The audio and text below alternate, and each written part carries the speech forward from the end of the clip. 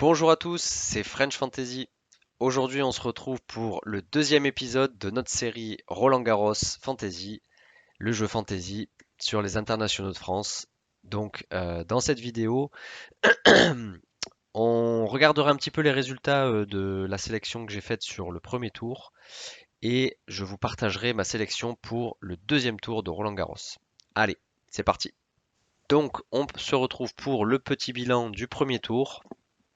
Donc un premier tour qui s'est plutôt bien déroulé, hein, ma foi, puisque sur les 8 sélectionnés, sur les 8 joueurs que j'avais sélectionnés, je remporte 7 matchs sur 8.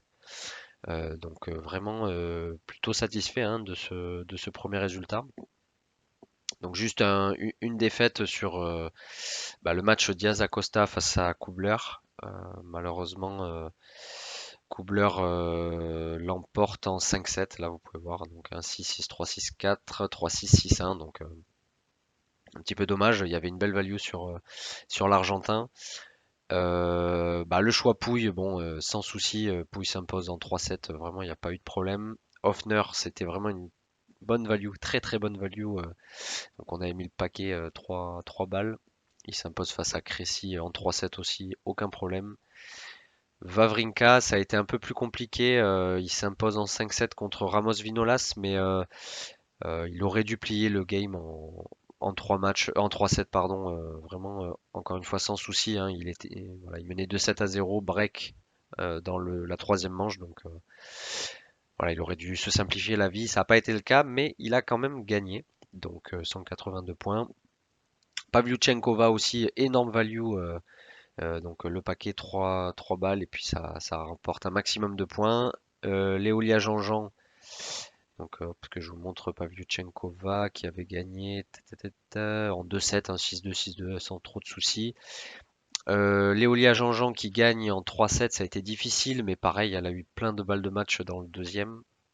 Bon, elle fait le taf. Mira Andreeva, ça c'est vraiment la pépite que je suis content d'avoir sélectionné. Andreeva qui sort des qualifs, qui est une joueuse redoutable. Et je crois qu'elle gagne, si je vous montre, elle a gagné assez facilement. Andreeva, si je la retrouve. Andreeva 6-2, 6-1 face à Risk, aucun problème. Et Svitolina aussi, qui revient après sa grossesse. Donc ça c'est pareil, hein, elle est bien cotée, hein, dans le jeu. Elle rapporte beaucoup beaucoup de points. Donc j'avais mis le paquet sur Svitolina qui, je crois, s'est imposé 6-2, 6-2 face à Trevisan, hein, qui est pourtant une bonne joueuse de terre. Voilà, donc 3593 points. Très très bon résultat. Dommage malheureusement sur Diaz Acosta. Bon, ça c'est pas passé, mais c'était pas mal. Et donc si je vous montre sur le premier tour, donc je termine 317e, ce qui est un résultat plutôt bon quand même. Et voilà, donc un très très bon premier tour. Maintenant, à voir comment on peut continuer sur le deuxième tour. Alors, je vais vous montrer ça. J'ai un petit peu de retard parce que les deuxièmes tours ont déjà commencé. Alors, le principe, c'est que si vos joueurs gagnent leur premier tour, ils vont d'office être remis sur le deuxième. Ce qui peut être une bonne chose ou une mauvaise chose. Mais en tout cas, moi, je vous conseille quand même donc refaire votre équipe au deuxième tour, de vérifier les joueurs que vous avez. Et il va y avoir deux cas qui peuvent se poser. Soit votre joueur, vous pensez qu'il va aussi gagner le deuxième tour et le nombre de points qu'il rapporte est intéressant. Dans ce cas-là, gardez-le. Sinon, si vous pensez que votre joueur a peu de chances de gagner ou qu'il vous rapporte très peu de points, dans ce cas-là, je vous conseille de changer de joueur. Et pour ça, en fait, il va falloir le désélectionner. Voilà, mais ça va vous coûter une balle jaune. Sachant qu'il y en a 10 par tour, je crois, sur les premiers tours. Donc voilà, il y aura des changements à opérer, mais il faut être assez stratégique dans le sens où vous allez perdre à chaque fois une balle au moment de changer de joueur, et donc ce sera des points en moins. Donc il faut changer que le nécessaire. Donc voilà mon équipe. Un certain nombre de joueurs donc étaient passés. Finalement, j'avais que Diaz Acosta qui n'était pas passé. Donc j'avais 7 joueurs sur 8. Donc j'ai choisi finalement de refaire confiance aux quatre mêmes filles. Donc Svitolina qui jouait contre Hunter, qui était à nouveau outsider. Donc pour moi, il fallait absolument la garder. De même pour Andreeva face à Diane Paris, la française. Pavlyuchenkova, même chose, 275 points outsider face à Samsonova. Et Léolia Jean-Jean qui était légèrement favorite face à Avanesian. Chez les garçons, j'ai supprimé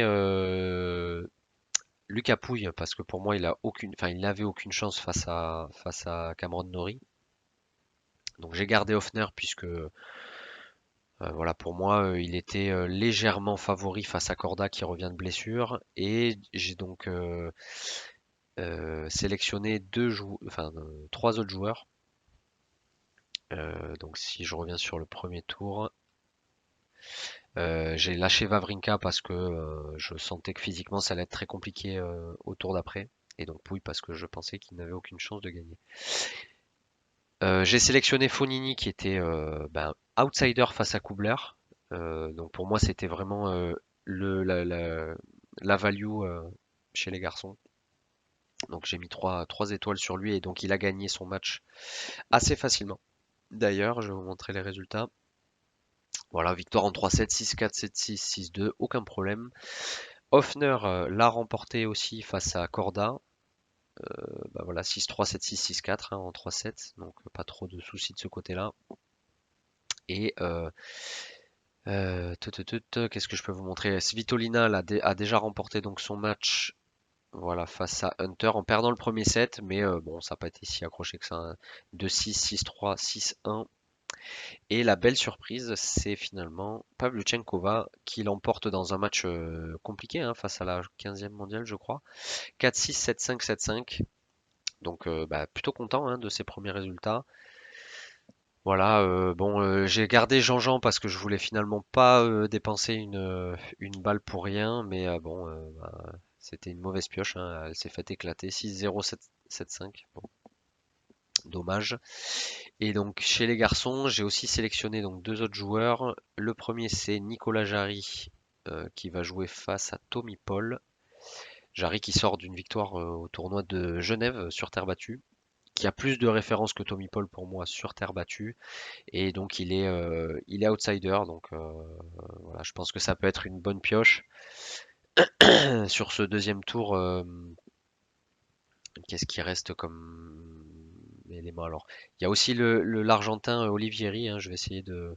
C'est un gros pari pour moi.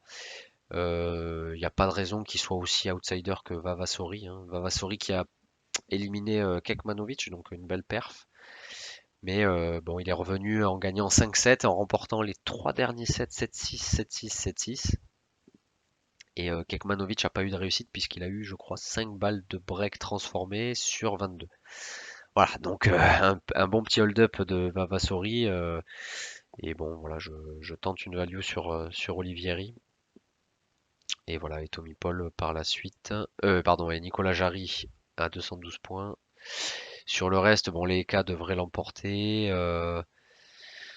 Voilà, après, difficile de trouver des values, je trouve, sur ce deuxième tour. Russuvori, Dimitrov, ça va être un match intéressant, mais Dimitrov doit pouvoir l'emporter, à mon avis. Karatsev, Tiafo, qui peut être intéressant aussi.